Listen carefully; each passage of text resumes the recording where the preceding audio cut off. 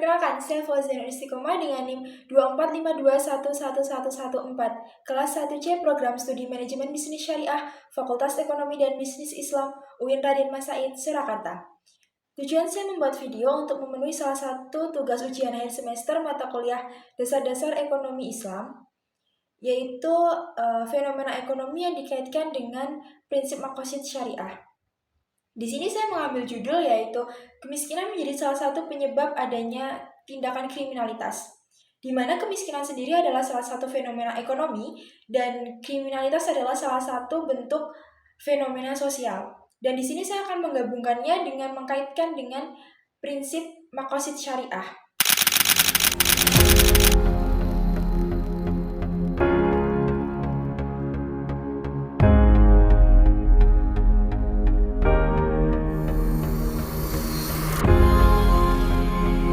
Presiden terpilih sekaligus Menteri Pertahanan Prabowo Subianto mengaku masalah kemiskinan masih menjadi tantangan yang harus dihadapi oleh bangsa Indonesia.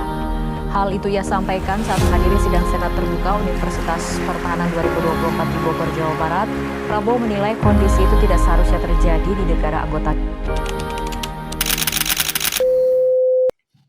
Berdasarkan dari data Badan Pusat Statistik Persentase menyatakan pada bulan Maret 2024, kemiskinan di Indonesia itu sebanyak 9,03% atau sebanyak 25,22 juta jiwa. Jauh dari target yaitu sebesar 7,5%. Namun jika dibandingkan pada bulan Maret 2023, kemiskinan di Indonesia mengalami penurunan sebanyak 0,68 juta jiwa. Teman-teman pernah dengar nggak bahwasannya kemiskinan itu diwariskan? Ya, ini terdengar sangat pahit, tapi kita harus menerima kenyataan ini. Bahwasannya di negara kita, di Indonesia ini, keluar dari jurang kemiskinan adalah salah satu hal yang dikatakan hampir mustahil.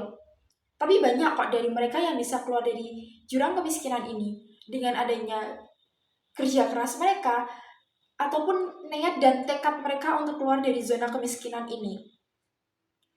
Tapi kenapa ada yang mengatakan bahwa keluar dari jurang kemiskinan ini salah satu hal yang mustahil ya? Teman-teman pernah dengar nggak? Salah satu penelitian di tahun 2019 itu mengatakan bahwa di negara kita, Indonesia ini, anak yang lahir dari keluarga miskin itu akan cenderung tetap miskin nantinya pada saat mereka beranjak dewasa. Kemiskinan keluarga akan membatasi akses anak-anak mereka terhadap beberapa kesempatan, seperti pendidikan ataupun layanan kesehatan mereka. Yang sebenarnya pendidikan dan layanan kesehatan ini sangat diperlukan untuk mereka dalam memperbaiki kasus ekonomi mereka, bukan? Dengan adanya pendidikan yang layak, anak-anak mereka dapat mencari pekerjaan yang lebih layak pula, sehingga mereka dapat memperbaiki kondisi ekonomi keluarga mereka. Lalu, kenapa kemiskinan menjadi salah satu penyebab adanya kriminalitas? Masyarakat cenderung ingin memenuhi kebutuhan hidup mereka, apalagi ketika kebutuhan primer mereka tidak terpenuhi. Banyak orang-orang yang akan menghalalkan segala cara atau melakukan berbagai cara tanpa memikirkan baik dan buruknya dari cara yang mereka lakukan. Untuk apa sih? Tentunya untuk memenuhi kebutuhan hidup mereka. Namun ada banyak orang yang masih menggunakan akal sehat mereka melakukan berbagai cara yang baik untuk bertahan hidup. Tapi ada juga orang yang akan melakukan segala cara dengan menghalalkan segala cara untuk mereka tetap bertahan hidup. Nah, kemiskinan ini seringkali menjadi penyebab keterbatasan akses terhadap kebutuhan dasar mereka, pendidikan mereka, bahkan pekerjaan yang layak bagi mereka. Kemudian di sini saya akan mengaitkan tentang kemiskinan salah satu penyebab kriminalitas dengan prinsip makosid syariah. Dapat dilihat dari sudut pandang perlindungan 5 aspek utama dalam kemaslahatan manusia, kemiskinan yang tidak ditangani lama-kelamaan akan melanggar ataupun mengancam dari kelima prinsip tersebut, sehingga mendorong mereka dalam melakukan terjadinya kriminalitas. Kemiskinan dapat mendorong seseorang untuk melanggar syariat Islam, seperti berperilaku mencuri dan merampok untuk memenuhi kebutuhan hidup mereka. Ini menunjukkan lemahnya perlindungan terhadap agama mereka karena seseorang terdesak untuk melanggar hukum syariat. Ini sudah melanggar hifdin. Seperti yang dijelaskan dalam Quran surat Al-Baqarah ayat 168, A'udzubillahi minasyaitonirrajim. Ya ayuhan nasu kulu mimma fil ardi halalan thayyiban wa la tattabi'u khutuwatis syaitan innahu lakum aduwwum mubin. Yang artinya, Wahai manusia, makanlah sebagian makanan di bumi ini yang baik lagi halal.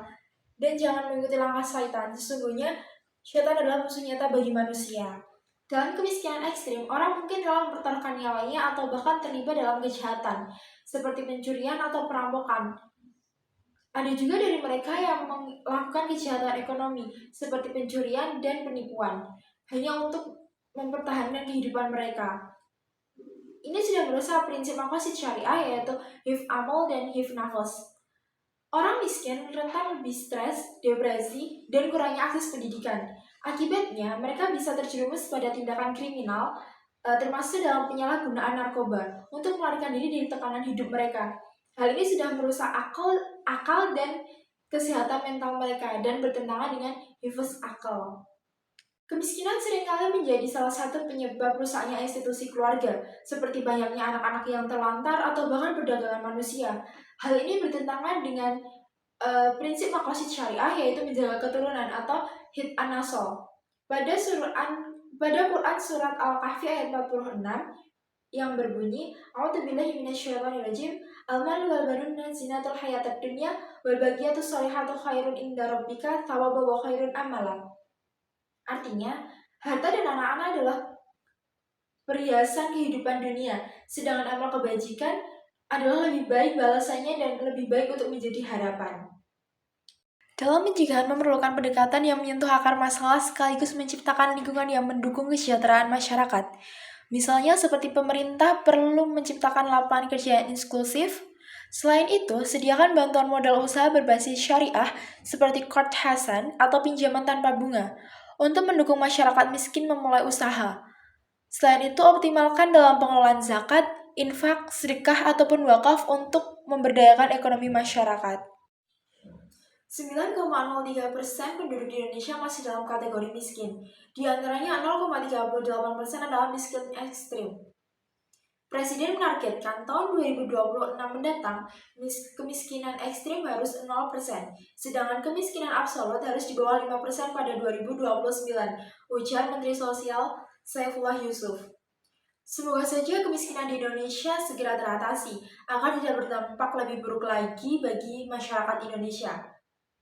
Sekian dari saya, semoga bermanfaat, kurang lebihnya saya minta maaf dan sampai jumpa.